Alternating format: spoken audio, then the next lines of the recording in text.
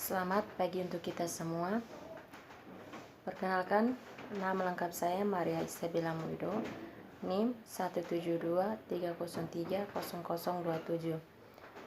Mata kuliah Perencanaan dan Kebijakan Sosial. Baik, saya akan melanjutkan review saya yang ketujuh dengan tema kesehatan dan pekerjaan sosial, praktik kebijakan dan riset.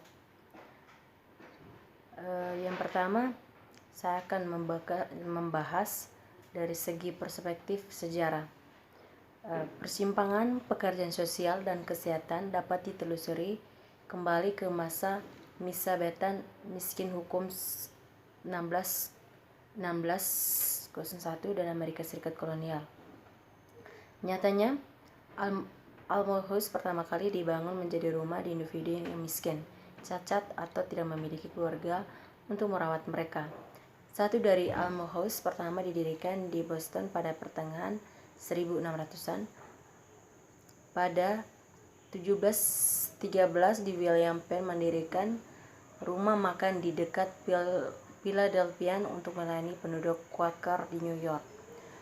Rumah miskin kota New York yang kemudian dikenal sebagai Rumah Sakit Bellevue dibangun pada tahun 1737. Di tahun-tahun berikutnya, urbanisasi dan industrialisasi secara signifikan mengubah wajah Amerika. Pada tahun 1830-an, sebagian besar kota di Amerika telah mengadopsinya bantuan miskin berbasis institusi. Pada tahun 1887, perawatan kesehatan selanjutnya dibentuk oleh pembentukan American Medical Association yang berfokus pada pengembangan dan penetapan standar seragam untuk etika, pendidikan, pelatihan, dan praktik. Organisasi amal berbasis gereja dan sekuler terus mengenali cara-cara untuk mengatasi masalah kemiskinan dan imigrasi. Pendekatan ilmiah untuk amal pengarah ke investigasi dan pendaftaran untuk individu yang membutuhkan amal untuk mengarah ke investigasi dan pendaftaran untuk individu yang membutuhkan amal. Pada tahun 1877, yang pertama di American Charity Organization Society didirikan di Buffalo, New York. Hak asasi manusia atau UDHR sebagai salah satu hak asas standar hidup yang memadai untuk kesehatan dan kesejahteraan dirinya dan keluarga. Perawatan medis dan sosial yang diperlukan service atau unit nutrition pada tahun 1948, artikel pada halaman 25. Hal itu ditegaskan kembali dalam pasal 12 Covenant Internasional tentang Hak Ekonomi, Sosial dan Budaya yang menyatakan setiap orang memiliki hak menuju kenikmatan standar fisik dan mental tertinggi yang dapat dicapai kesehatan.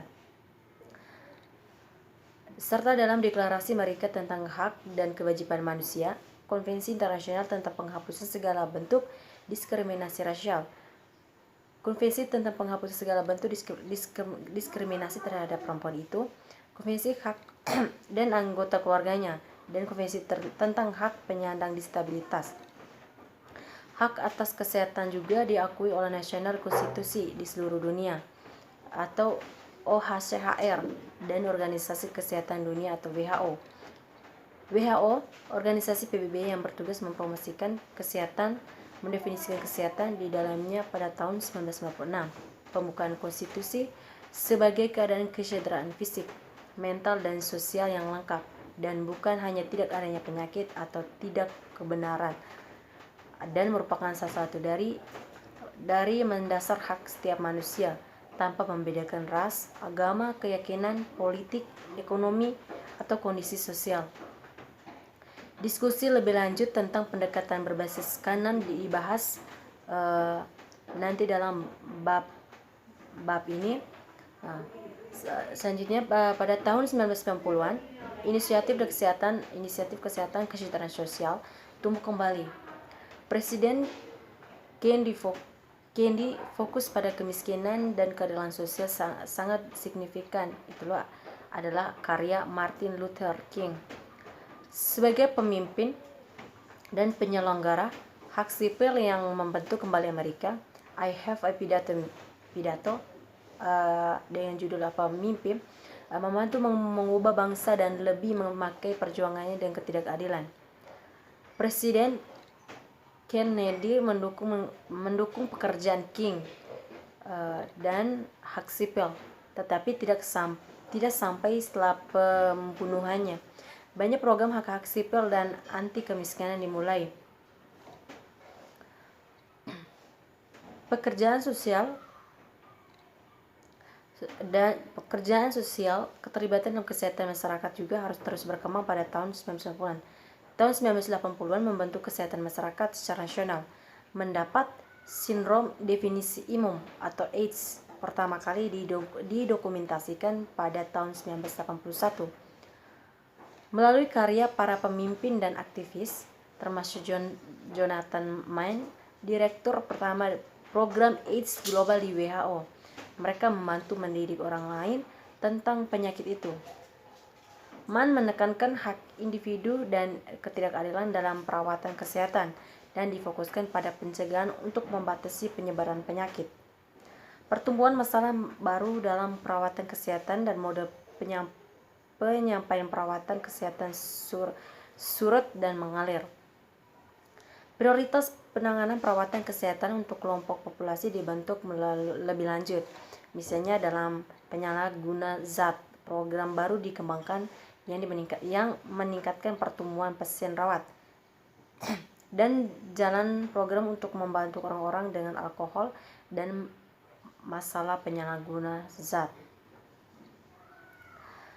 Pada tahun 1990-an, sebuah tindakan penting American with Disabilities AIDS atau ADA ditandatangani hukum oleh Presiden George H.W. Bush. Tindakan ini melarang diskriminasi dan jaminan kesempatan yang sama bagi para penyandang disabilitas. Yang berikut di sini kita lihat yang kedua, hak atas perawatan kesehatan. Menurut Gatinio Gabel, pendekatan berbasis hak terhadap kesehatan yang dikembang dalam beberapa dekade setelah Perang Dunia II cukup banyak lebih dari sekadar akses ke layanan perawatan kesehatan dan mencakup layanan pendidikan dan mengembangkan lingkungan yang membantu kita menjalani kehidupan yang memuaskan. Intinya adalah bahwa dari pendekatan berbasis hak kesehatan bersinggungan dan saling bergantung dengan hak asasi manusia lainnya. Pendekatan kesehatan berbasis hak juga menekankan hal itu yang membantu individu memperoleh kesejahteraan tidak dapat dibatasi atau dibuat eksklusif. Hak atas kesehatan harus universal, non-diskriminatif, dan inklusif. Pendekatan berbasis hak juga menghargai proses tersebut dan menganjurkan agar masyarakat berpartisipasi dalam pengambilan keputusan terkait kesehatan di semua tingkat. Di tingkat pemerintahan, fasilitas barang dan jasa juga harus menghormati medis etika, peka gender dan sesuai budaya. Dengan kata lain,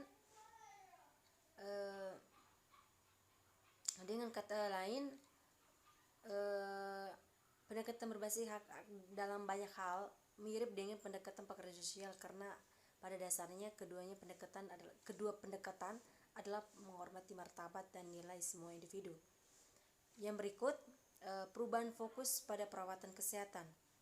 Pengeluaran untuk perawatan kesehatan di Amerika Serikat seringkali berfokus pada perawatan dengan lebih sedikit penekanan pada pencegahan. Kondisi kronis yang tidak dapat menular dan dapat dicegah dapat terjadi ikatkan dengan lebih dari 75%. 75% kalau diuangkan dalam uang dolar 3 US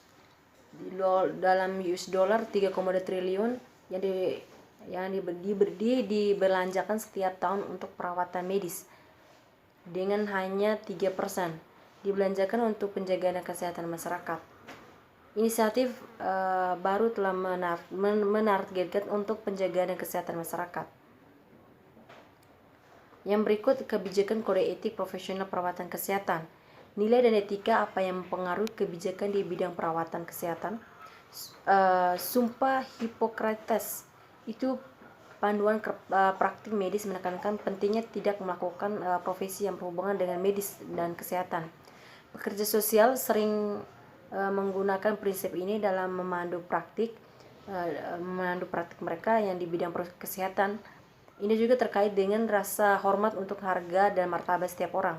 Sebagai pekerja sosial, percaya bahwa pendekatan ini adalah cara terbaik untuk meminimalkan bahaya. Pekerjaan sosial serta profesi lain di bidang kesehatan atau keperawatan, perawatan, terapi fisik, konseling, dan rehabilitasi memiliki kode etik yang berbeda sebagai pedoman praktik profesional.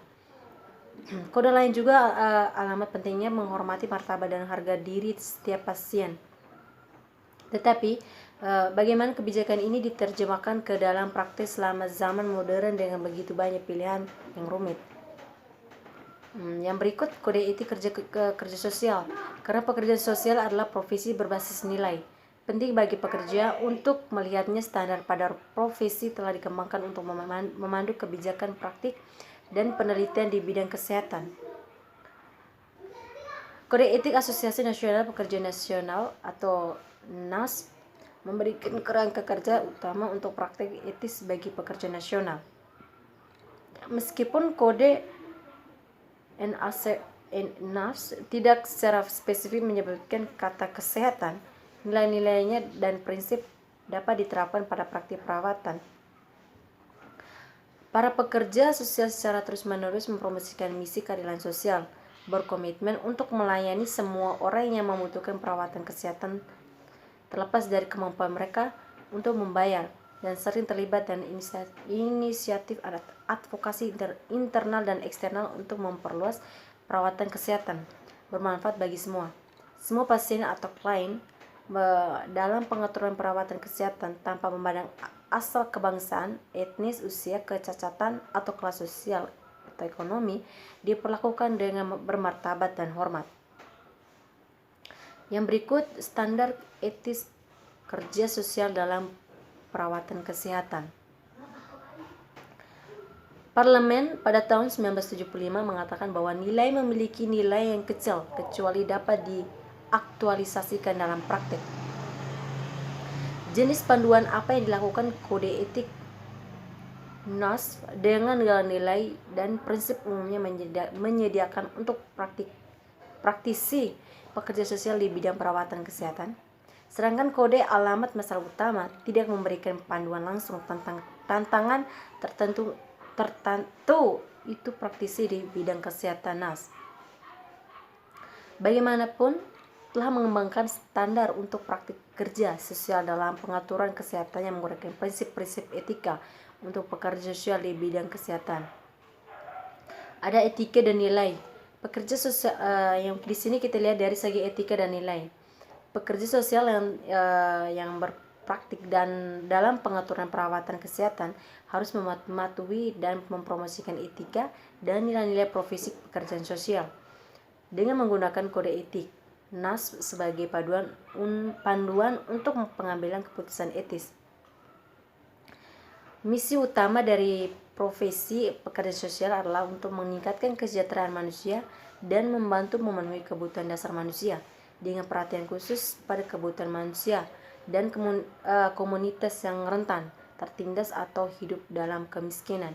Pekerja sosial memiliki kewajiban etis untuk menangani kesehatan perawatan kesehatan kelompok ini dan melakukan advokasi untuk perubahan guna memastikan akses dan keperawatan berkualitas. Misi profesi berakar pada intinya nilai dianut oleh pekerja sosial sepanjang sejarah profesinya dan menyoroti tujuan perspektif sosial yang berbeda. Nilai-nilai ini layanan, keadilan sosial, martabat, dan nilai pribadi.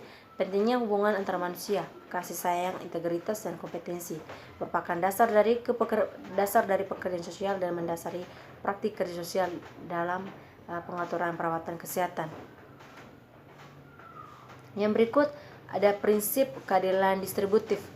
Prinsip apa yang dapat digunakan untuk memandu praktik etis bagi pekerja sosial dalam perawatan kesehatan? Prinsip keadilan distributif dapat membantu memahami dilema yang muncul dalam perawatan kesehatan. 4 prinsip kesetaraan kebutuhan, kompensasi, dan kontribusi sering digunakan untuk mengembangkan kebijakan perawatan kesehatan dan program. Para pekerja sosial percaya bahwa semua memiliki hak yang sama atas perawatan kesehatan, tetapi ketahuilah bahwa perbedaan sosial ekonomi seringkali menciptakan ketidaksetaraan dalam akses dan perawatan.